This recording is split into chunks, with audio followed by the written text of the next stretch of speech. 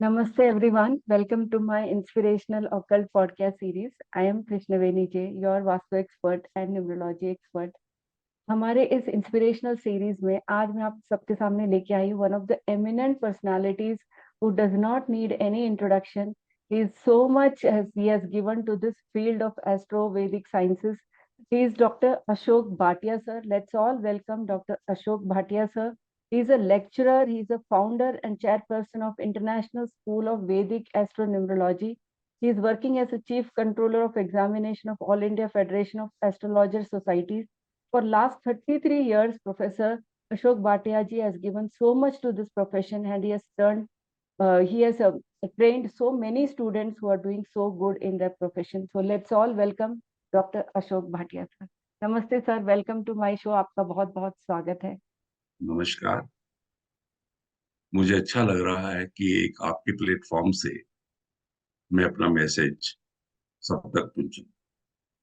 Sir it's my pleasure कि आप जैसे इतने महान एस्ट्रो वैदिक, मैं तो कुछ भी नहीं हूँ सर, आपको सामने देख के I am really really humble and really thankful to you for coming here. And हमें वो अवेयरनेस ही क्रिएट करना है जो लोगों में आज कहीं ना कहीं थोड़ी बहुत कमी है.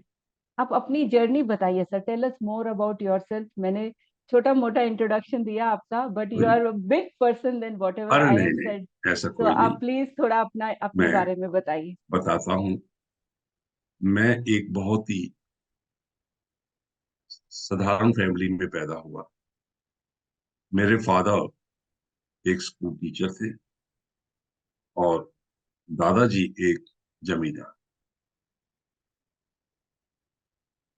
हम लोग 5 ब्रदर एंड 1 सिस्टर है। गवर्नमेंट स्कूल में ही पढ़े और हमारे फादर ने हमें अच्छी एजुकेशन देने की कोशिश। मेरे से बड़े भाई साइंस में है और वो यूएस सेटल हो गए, जाके वहां पीएचडी करी, वही जॉब करी। और मैं ना चाहते हुए भी मुझे मेरे पेरेंट्स ने स्कूल से ही कॉमर्स दिलवाया। जो कहते हैं ना, बुजुर्गों का कहा और आंवले का खाया बाद में पता चला। जी. मैंने बड़ी कोशिश करी कि साइंस, पिताजी साइंस साइंस, कहते नहीं तू कॉमर्स। मैंने कॉमर्स पढ़ी। मेरी हैंड राइटिंग बहुत अच्छी नहीं थी, लिखने का मैं चोर था। वो बात दूसरी है कि अब 10 किताबें लिख ली, लिखने का बहुत चोर था मैं। मैथमेटिकल पोर्शन मेरा अच्छा रहा, अकाउंट्स मेरे अच्छे रहे, उसकी वजह से मुझे मार्क्स अच्छे आते थे। सरस्वती माँ की कृपा से मेरी ग्रेजुएशन भी हो गई और मैंने MCom Delhi school of economics से, दिल्ली यूनिवर्सिटी से करी, होती गई। लेकिन आपकी किस्मत जहां लेके जाना चाहे। मैं चाहता था एयरफोर्स में जाना, सिलेक्ट भी हो गया। एक बड़े सीनियर ऑफिसर ने, मेरे फादर ने, उन्होंने कहा जरा कह दो उन्हें। उन्होंने पता किया, कहते वो सिलेक्ट हो गया पर मैं उसको रिजेक्ट करवा रहा। इसका कारण अब पता चल रहा है क्यों। क्योंकि मेरी डेट ऑफ बर्थ में 9 नहीं। और अगर आपको डिफेंस सर्विसेज में जाना है तो मंगल 9. स्ट्रांग होना चाहिए। नंबर 9 होना जरूरी है. जी. वैदिक अंक ज्योतिष का पहला प्रिंसिपल मैं आपको बता दूं कि हम सेंचुरी नहीं लेंगे। डेट ऑफ बर्थ में डेट लेंगे, मंथ लेंगे, ईयर लेंगे, ईयर लेंगे. सेंचुरी नहीं लेंगे। तो मैं 1900 में हूं तो मेरा 19 का 9 वो नहीं है। वैदिक में हम यूज नहीं करते हैं. जी. मैं नहीं करता हूँ। जी. वो खैर एनी हाउ तड़प के रह गए। लेकिन मेरी डेट ऑफ बर्थ में 5 है, मरकरी। और मैं लेक्चरर लगने से पहले बहुत कम बोलता। मेरे नाम के आगे ए है और अकॉर्डिंग टू सेफ्रियल, ए जो है वो मरकरी को रिप्रेजेंट करता है। मेरी बुक में टेबल है। जी. Again mercury. तो जब मैं क्लासरूम में खड़ा हो गया था बोलना भी शुरू, और 6 महीने में ऐसा बोलना शुरू हुआ कि अब सुबह से शाम तक भी वर्कशॉप करने में कोई प्रॉब्लम नहीं। कब तो वहां से मरकरी. मेरी टीचिंग जर्नी शुरू। कॉमर्स मेरा सब्जेक्ट रहा। पंजाब में मैं था, छोटे से गांव में, बीइंग ए यंग पर्सन, अरे गांव में जाके सेवा करेंगे, ये था माइंड में। चले गए 84 85 में, पंजाब में बहुत प्रॉब्लम हुई जी। और मेरे को एंटी सिख डिक्लेयर कर दिया गया, जबकि ऐसी कोई बात थी नहीं। उसकी वजह से मैं ऑन द रोड हो गया। सर्कमस्टांसेस ऐसी हुई कि मुझे नौकरी छोड़ के आ जाना पड़ा। फादर के पास आ गया और मैंने कहा जीवन में नौकरी नहीं करूं। ये ऐसा कौन सा कॉम्बिनेशन है जो आपको जल्दी ही नौकरी छुड़वा देता है, चाहे गवर्नमेंट जॉब में है? वो है आपकी डेट ऑफ बर्थ में अगर 1 और 7 है तो ये राजयोग है। और आप किसी के अंडर ज्यादा देर काम कर नहीं सकते, जी। क्योंकि आपकी जो कही हुई बात है वो ऊपर वाले समझते नहीं। जी। शायद एक यही कारण था कि मेरे 34 की एज में जॉब छोड़ी और थोड़े से, जिसको टेक्निकल लैंग्वेज में कहते हैं, धक्के खाना, डेट स्टार्ट। तो किसी एक मेरे जानकार ने, जो कि बैंक में था, एस्ट्रोलॉजी का ज्ञान रखता था, उसने मेरे को एक न्यूमरोलॉजी की बुक पकड़ा दी हिंदी में और कहता ज्योतिष में मत जाना, अच्छा, तुम न्यूमरोलॉजी। न्यूमरोलॉजी में जाना। ज्योतिष में मत। मेरा ख्याल है उसके मन में था कि अगर मैं ज्योतिष में गया तो शायद कुछ कमाल कर दूं। मैंने न्यूमरोलॉजी में हो गया और मैंने 2 4 प्रिडिक्शन इधर उधर से देनी शुरू कर दी, वो ठीक होनी शुरू। हैदराबाद से, गंटूर से मिस्टर बीजे राव थे, रिटायर्ड मलेरिया ऑफिसर। उनके साथ 89 में मुलाकात हुई। We organised one seminar for them, India India international centre में। और साउथ का एक सिस्टम है कि जिसको सम्राट की डिग्री देते थे, वो हाथी पे बिठा गजारोहण, और हमसे कहा और हमने दिल्ली में अरेंज किया। और हमारे रिटायर्ड प्रेसिडेंट जो थे, ज्ञानी जी, हमारे चीफ गेस्ट थे। तो मेरा रुझान थोड़ा थोड़ा शुरू हुआ, लेकिन आपने दिमाग में किताबों था से ही मुझे। पढ़ा? आपने हाँ जी। किताबों से ही पढ़ा? हाँ, किताबों से भी कहाँ पढ़ा जी, रुझान शुरू हुआ। हम्म। और अभी तक मैं अटका हुआ था न्यूमरोलॉजी में ही।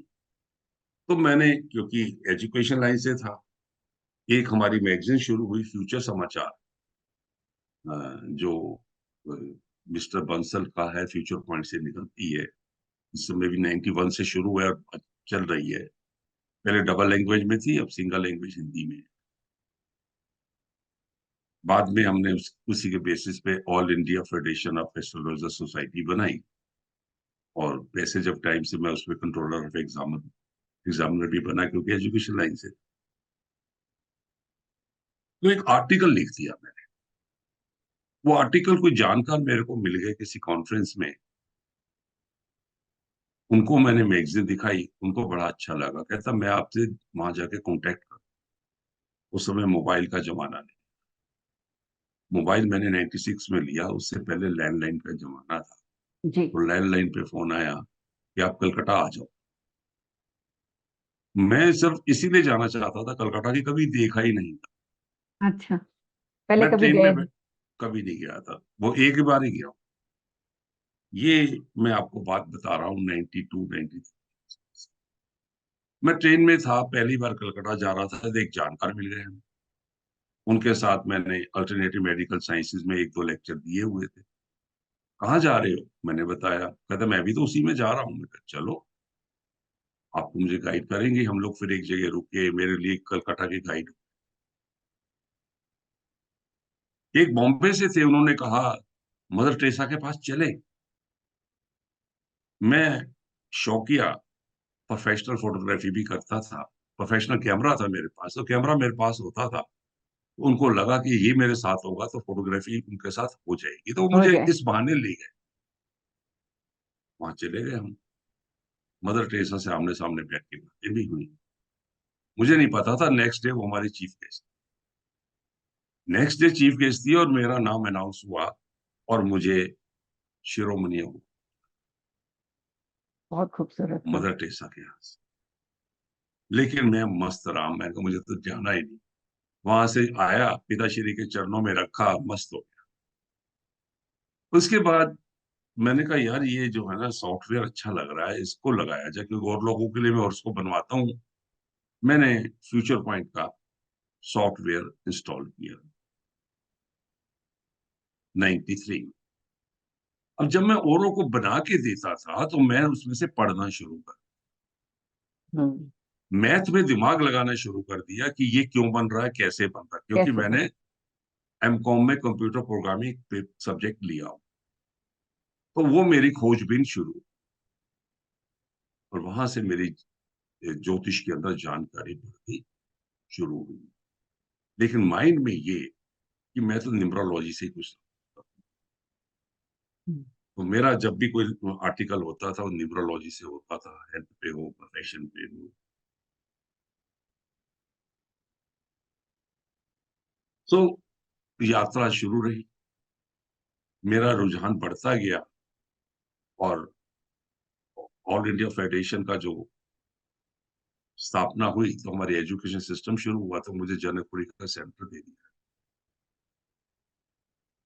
इस यात्रा में अब तक मैं अकेला, अब मेरी जीवन साथी मेरे साथ, वो ब्राह्मण फैमिली से, शर्मा फैमिली से, वो भी इसी फील्ड में इस समय मेरे साथ हैं। अब मैं आपको बता दूं, मेरे पास 6 नंबर नहीं है वीनस, 5 नंबर है मरकरी। तो मेरी इनकम सोर्स डायरेक्टली डायरेक्टली बनती रही, लेकिन एस्टेब्लिश पूरी तरह से कभी नहीं। तो जैसे ही मेरा वीनस यानी मेरी मैरिज हुई उनसे, के मेरा बाद। वीनस एक्टिवेट हुआ मरकरी के साथ। और मरकरी और वीनस आपको पता है, ये इनर प्लेनेट हैं जो जी। सन के आसपास घूमते रहते हैं। मेरे साथ एमकॉम में एक लेडी थी जो दिल्ली यूनिवर्सिटी में एक कॉलेज में लेक्चरर थी। उसने कहा अशोक कोई बुक बताओ न्यूमरोलॉजी की। मेरी एक स्टूडेंट ने मुझे उसके चचिया ससुर की बुक हरीश जोरी जी की दी थी, तो वो मुझे औरों से बेटर लगी, तो मैंने वो रिकमेंड की। उन्होंने बोला, पढ़ने के बाद थोड़े दिन बाद गया, क्या है अशोक उसमें? मैं कहा क्यों, अच्छी तो है, कुछ नहीं है। वो एंगल ढूंढ रही होंगी एस्ट्रोलॉजी का न्यूमरोलॉजी के अंदर, जो उन्होंने मुझे एक्सप्लेन तो किया हम्म। नहीं। सरस्वती माँ जीवा पे आई और उन्होंने मुझसे कहलवा दिया कि अच्छा, फिर कुछ देर इंतजार कर। कहती फिर क्या होगा? मैं कहा मैं लिखूंगा और तू पढ़। वो ये आपने शब्द मैं इंस्टेंटली आपके मुंह से इंस्टेंटली अपने आप आए ये शब्द। मैं कह के आ गया। आके मैंने अपनी वाइफ को बताया, मैं कहा मैं ये कह के आ गया भैया, कैसे होगा? कहते आप जो डायरिया लिखते रहते हो न्यूमरोलॉजी पे, कुछ ना कुछ नई चीज लिखते हो, उस पे काम करते हो। मैं शुरू हुआ 2003 की बात है। शुरू हुआ मैं धीरे धीरे उसमें, और मैंने कहा कि ये न्यूमरोलॉजी, फिर किसी से बात हुई, बट ये सब क्या कर रहे हो? मैं क्या इसमें कोशिश कर रहा हूँ। वो रिटायर्ड बैंक ऑफिसर थे, कहते क्या कर लोगे न्यूमरोलॉजी में? मूलांक भाग्यांक, बेसिक नंबर, डेस्टिनी नंबर, ज्यादा से ज्यादा लोग नेम नंबर पे काम कर रहे हैं। मैंने कहा जी गॉड साहब देखते जाओ।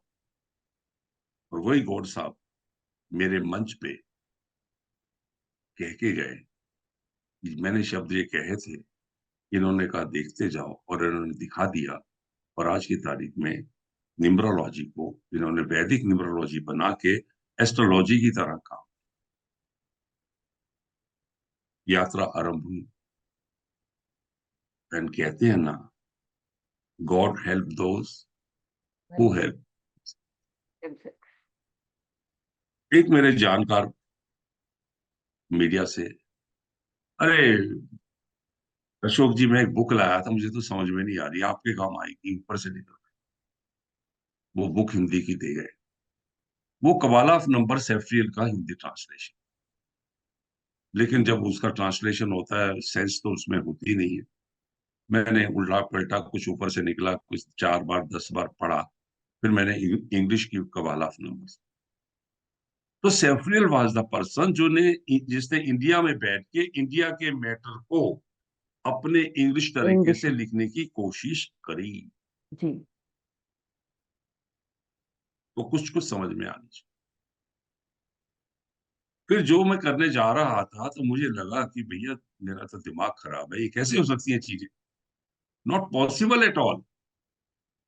तो एक मेरा विद्यार्थी आया, कभी कभी आता था, एक दिन आया, कहता सर एक छोटी सी बुक लाया हिंदी में, डॉक्टर के मिश्रा की बुक थी। उन्होंने जिस तरीके से न्यूमरोलॉजी को रिप्रेजेंट करा अपने और तरीके से, मैंने कहा अगर ये सिरफिरे थे तो मैं सिरफिरा हूं और मैं काम करूंगा। और आपने फिर अपनी रिसर्च शुरू की। फिर काम शुरू हुआ। जब काम शुरू हुआ तो मेरा टारगेट ये था, जो चीज ज्योतिष में है, एस्ट्रोलॉजी में, वो होनी चाहिए। पहली बात, प्लेनेट तो है ही है ना।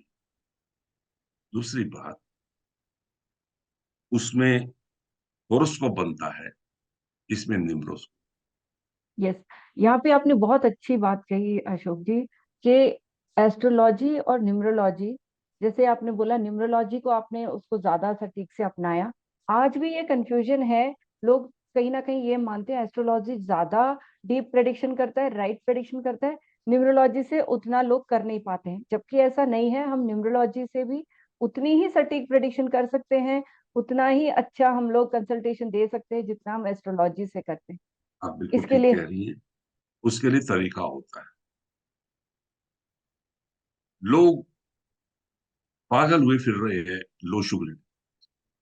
जी वो चाइनीज न्यूमरोलॉजी है, हमारा सूर्य यंत्र उन्होंने उल्टा कर दिए, उल्टा कर दिया। जी और अपने कल्चर के अनुसार उन्होंने 5 एलिमेंट से जोड़ा। हमारे यहाँ जो 5 एलिमेंट हैं वो अपने आप में हमारे साथ हमेशा होते हैं। जी। हम हिंदी के एक शब्द में कहते हैं भगवान। भगवान। भूमि गगन वायु अग्नि, अग्नि। हमें उसके लिए कुछ करना नहीं। हमें करना किसके लिए होता है? प्लैनेट्स। तो मैंने प्लैनेट्स को थोड़ा सा एक्सप्लोर एक्सप्लोर किया, और मैंने कहा निम्रोस्कोप बनना चाहिए। निम्रोस्कोप बना। फिर निम्रोस्कोप से कॉम्बिनेशन बनने चाहिए जिससे हम एनालिसिस कर सके। एनालिसिस कर। वो मैंने कॉम्बिनेशन बनाए। उससे बताना किसी का बड़ा भाई नहीं है, क्यों नहीं है, ये वो सारी बातें नहीं। तो मेरा प्रैक्टिस शुरू हुई। फिर दिमाग में कि वहां तो महादशा होती है, यहाँ क्या है? वहां महादशा, अंतरदशा, प्रत्यंतर दशा, अत्यंत सूक्ष्म, सूक्ष्म दशा। प्राण, स्वर। तो मैंने इसमें कहा कि लाओ।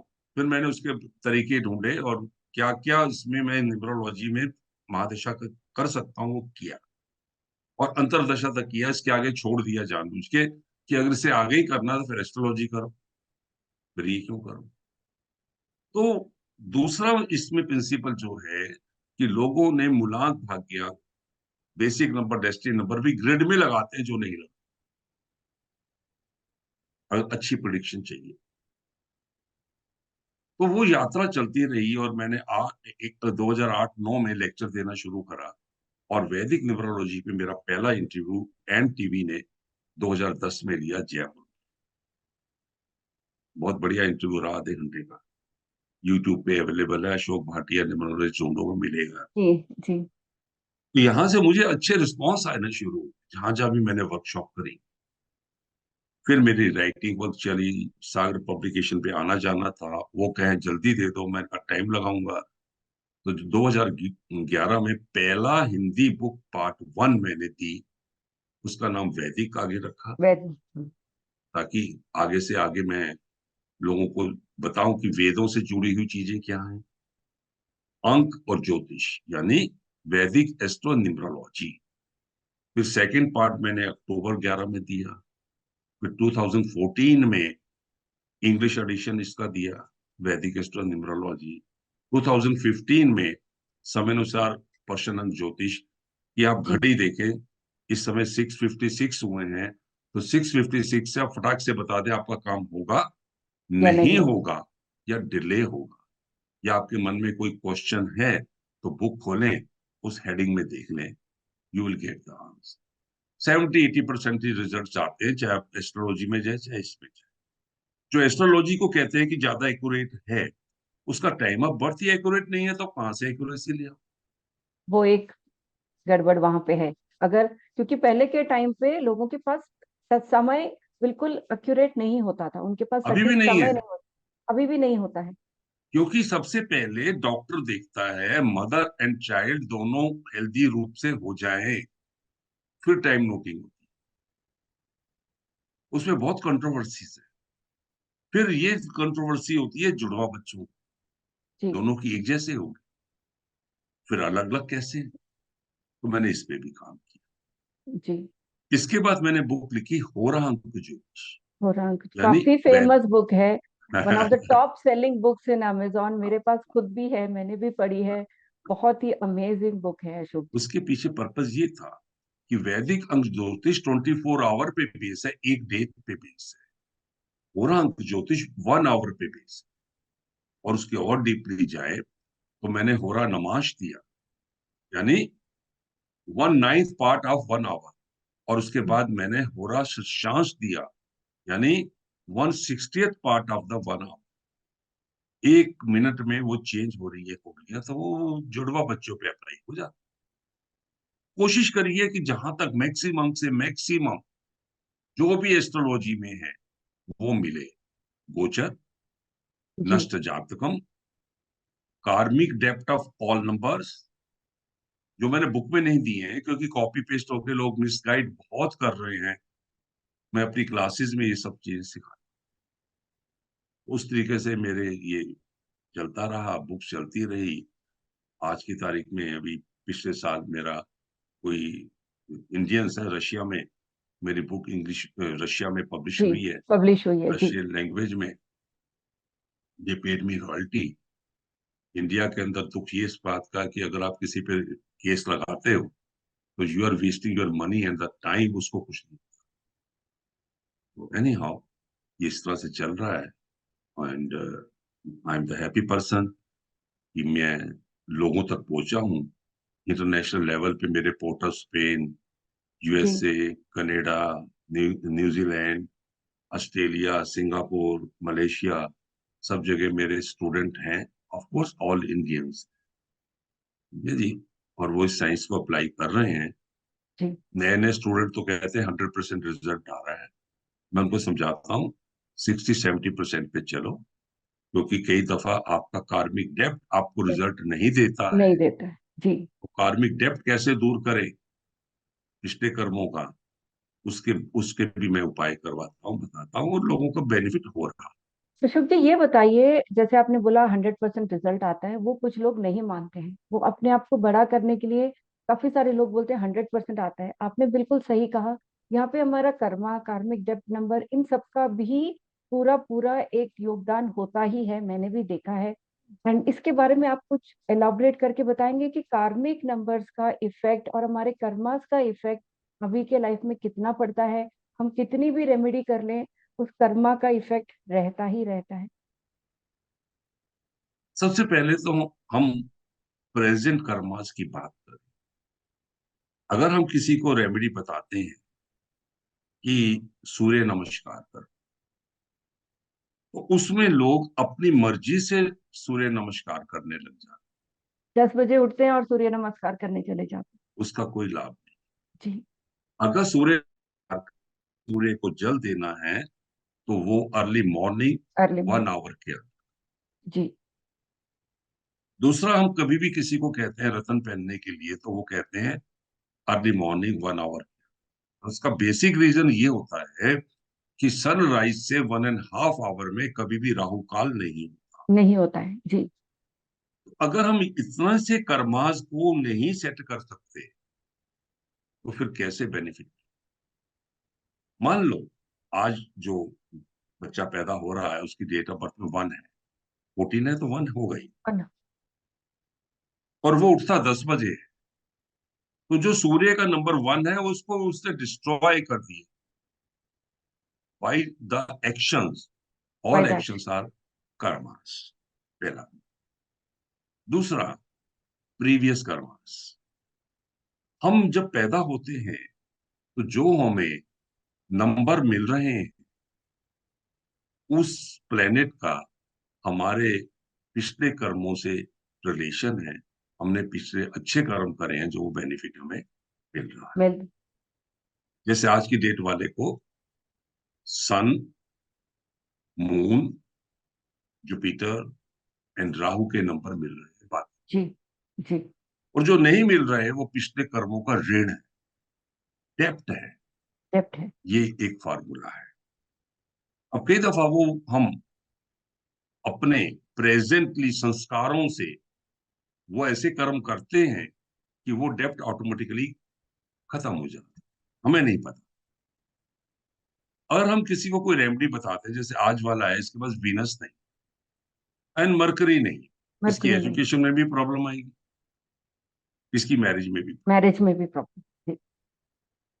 और आज पैदा होता है वो, उसका जो योग बन रहा है वो ऐसा योग नहीं है जो मूलांक लगा के लोग बना देंगे कि वो बंधन योग बन गया, नहीं, ऐसा नहीं। नहीं। तो उसको जो प्रॉब्लम आएगी बुद्ध की, तो प्रेजेंटली क्या कर्मा करे। मैं सिंपल सा कहता हूँ, तुलसी को जल दे लो। तुलसी में मरकरी होती है। मरकरी।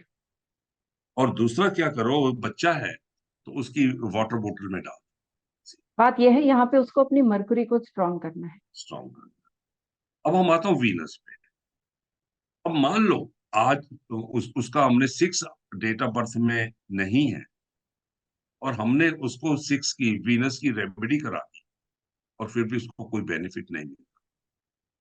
यानी मैंने 1000 केस अगर करे, उसमें से 5 केस ऐसे आ गए कि मैंने जो रेमेडी बताई वो नहीं लगी, तो उसमें I am not a failure. मैंने हम्म। सोचा उसमें क्या बात है कि जब 95% से ज्यादा लोगों का रिजल्ट आ रहा है तो ये फेलियर क्यों है। क्यों है। तो उसने चेक करा कि उसने क्या गलती करी थी, उस कर्मा का इस बार रेमेडी करवाई, उससे उसको बेनिफिट हुआ। पहले। और फिर जो हमने उसको रेमेडी वीनस की करवाई, उसका फिर वो काम हुआ। काम कर। जी।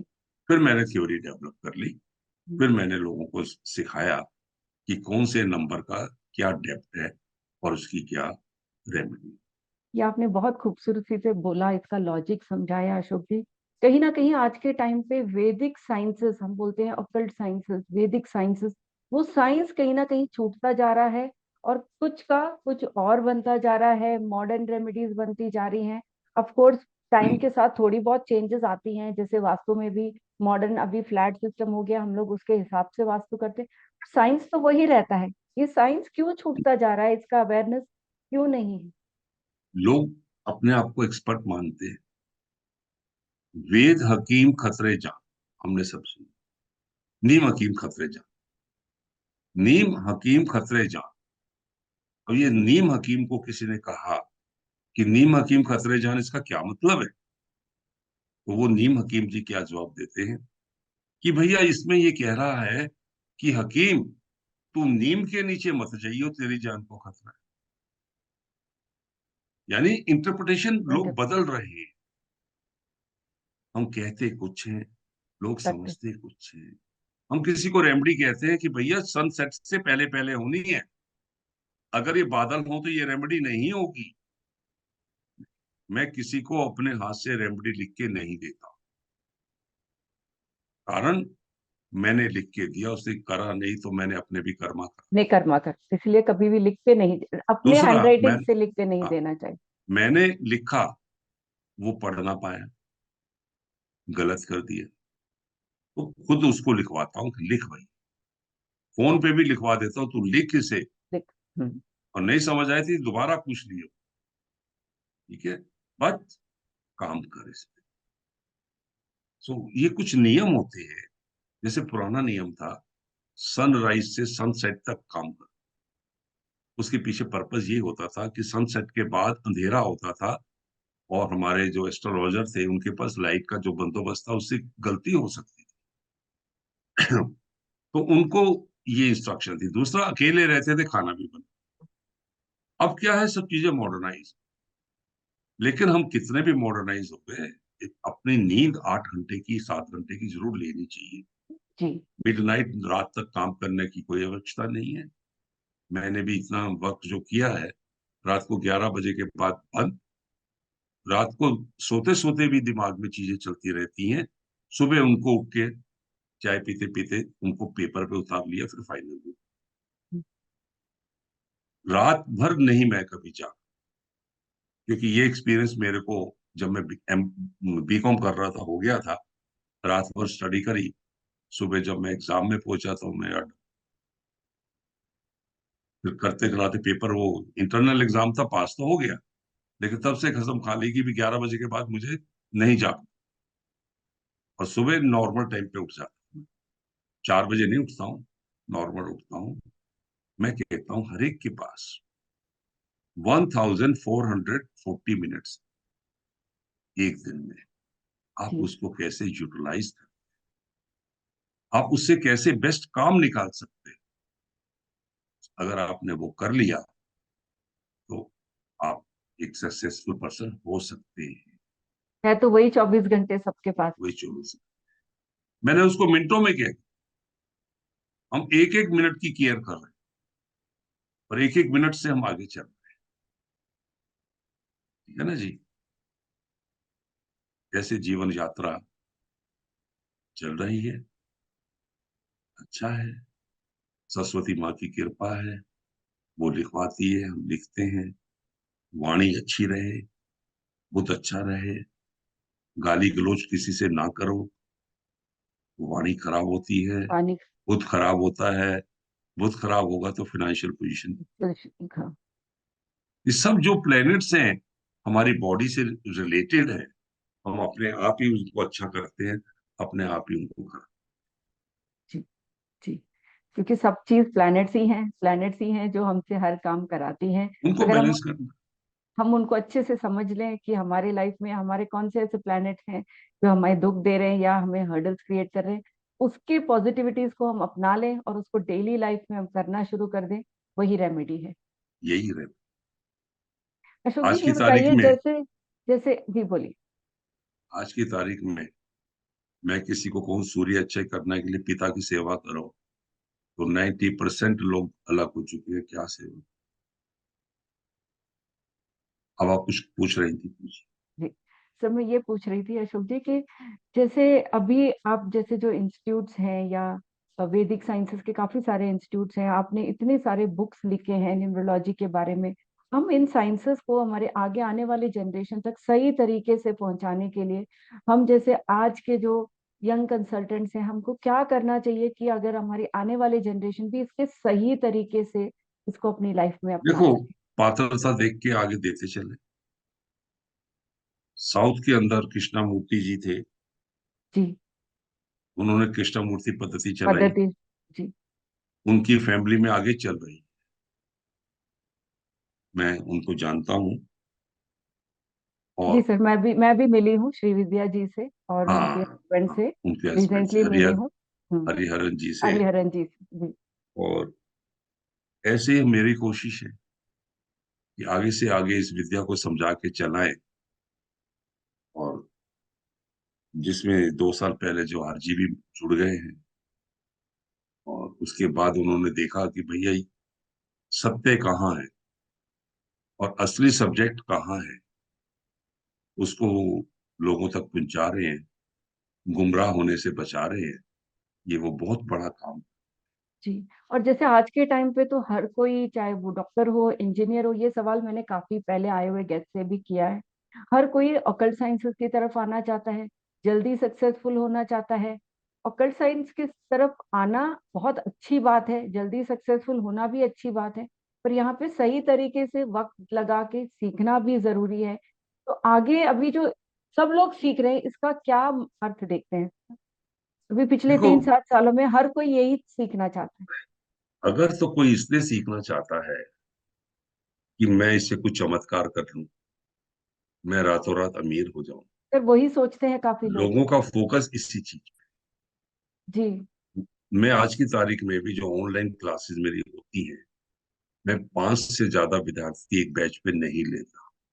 जी। उसका रीजन ये है कि मुझे उनके फेसेस नहीं दिखते। मुझे वीडियो ऑन नहीं होगा तो मैं कहता हूँ भाई नहीं, तुम मत पढ़ो मेरे से। क्योंकि मैं एक बेसिकली टीचर हूँ, मेरे को लगभग 50 साल हो गए टीचिंग के। तो साइकोलॉजी साथ साथ हमारी चलती रहती है कि whether the person is attending और नॉट अटेंडिंग। Not it. मैं सिर्फ मधुर वाणी सुनने के लिए नहीं बैठा। मैं एक टीचर हूं, मैं जितनी भी फीस ले रहा हूँ उतना वर्थ मुझे देना बट है।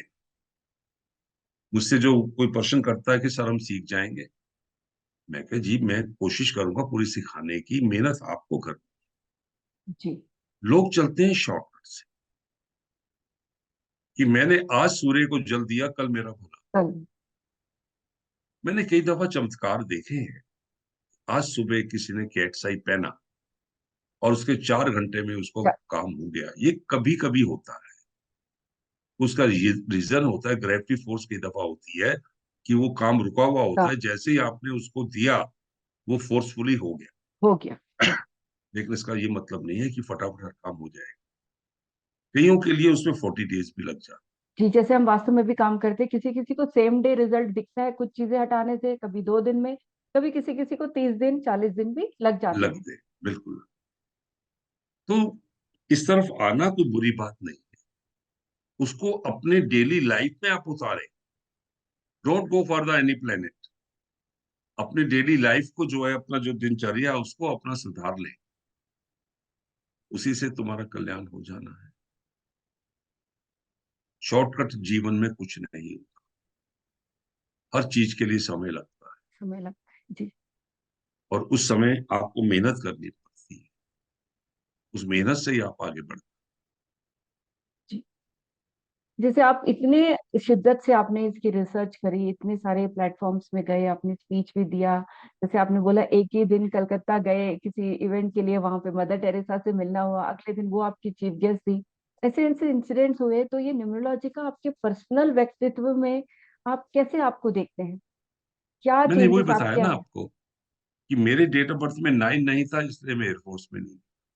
मेरी डेट ऑफ बर्थ में 5 है इसलिए मैं टीचिंग लाइन में चला गया। और इसी 7 और 5 से जो मेरी डेट ऑफ बर्थ में है, आई एम क्रिएटिंग। यस। और तो और मेरा जो आर्टिकल है अनंत विद्या, एक गंटूर से मैगजीन निकलती थी विजय राव साहब की, उन्होंने कहा मैं इंग्लिश में कर लूं, मैं कर लूं। उसके बेसिस पे मेरा हैदराबाद में लेक्चर हुआ और जो 5 लोग मंच पे थे उन्होंने मेरा एक तरह का वाइवा किया।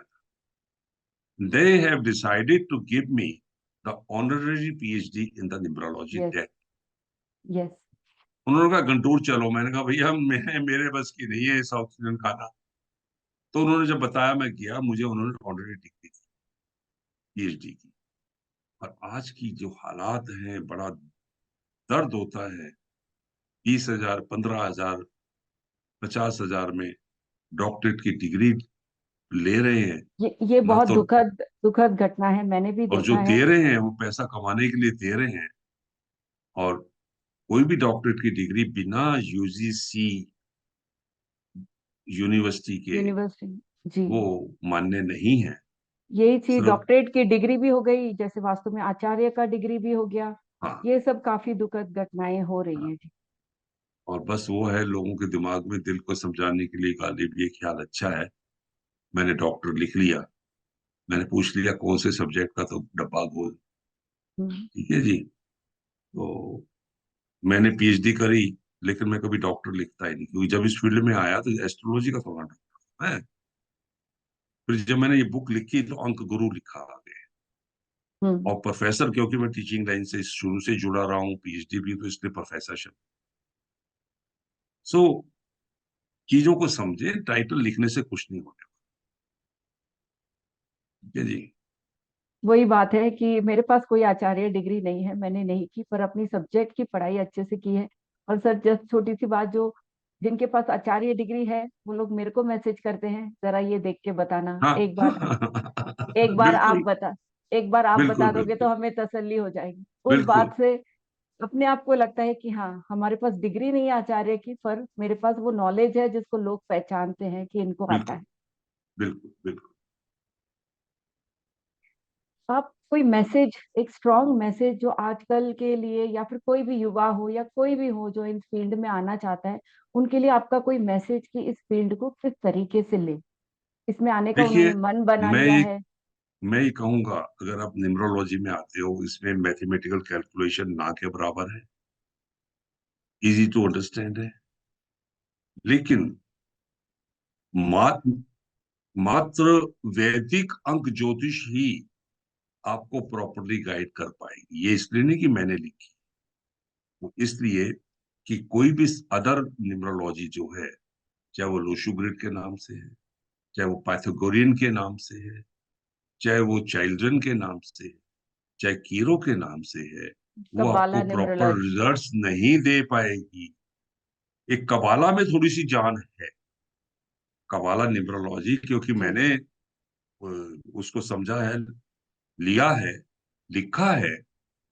अब लोगों ने क्योंकि वैदिक नहीं लिख सकते तो कबाला की तरफ कबाला। बढ़े। जी। लेकिन कबाला को समझ तो लो पहले, कहना क्या चाहता है। कबाला का लिंक हमारे वेदों से है, ये मैं साबित करता हूँ जब मैं पढ़ाता हूँ, तो लोग कहाँ कबाला कहाँ क्या सीखने क्या। जाते हैं, आधे में छोड़ के आ जाते हैं। हाँ, नहीं आएगी तो समझ, क्योंकि शुद्ध कबाला पे चलोगे तो समझ में नहीं आए।